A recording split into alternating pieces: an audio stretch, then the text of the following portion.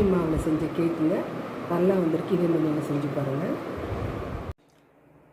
Slow ஃப்ளேமில் cooker வச்சு இந்த ஸ்டாண்டு வச்சு கேஸ் கட்டி இல்லாமல் குக்கரை மூடி 10 நிமிஷம் வச்சிடலாம்.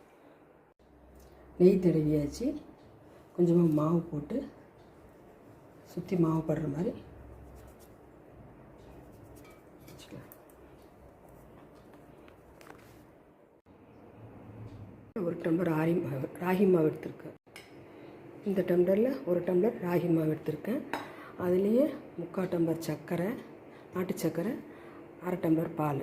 இந்த நாட்டு சர்க்கரையில் இந்த பால் ஊற்றி நல்லா கரைச்சிக்கலாம்.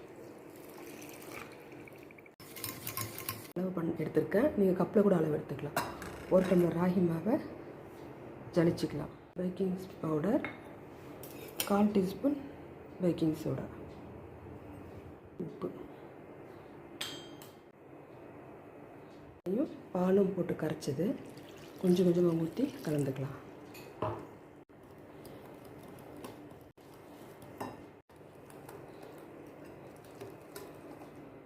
வாசனையே இல்லாத எண்ணெய் 1/4 டம்ளர் சேர்த்திக்கலாம்.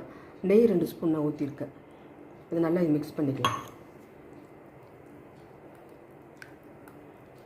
வாசனைக்காக சும்மா 2 சொட்டு வெனிலா எசன்ஸ் ஊற்றிக்கலாம். நல்லா இது மிக்ஸ் பண்ணிடலாம். டேஸ்ட்டுக்காக கொக்கோ பவுடர் 1 ஸ்பூன் சேர்த்துக்கிறேன். இப்போ நல்லா மிக்ஸ் பண்ணிடலாம். தண்ணி வச்சு இந்த பாத்திரத்தில் ஊற்றிடலாம். இதுதான் கரெக்டான பதம். மடிப்பமாக வருது பாருங்கள். நல்லா இப்படி தட்டி விட்டு குக்கரில் வச்சிடலாம்.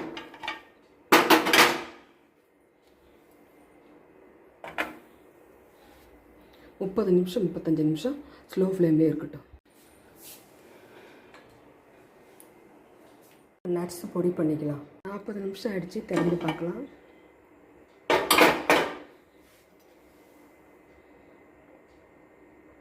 ஒட்டாமல் வருது. கேக் ரெடி ஆகிடுச்சு.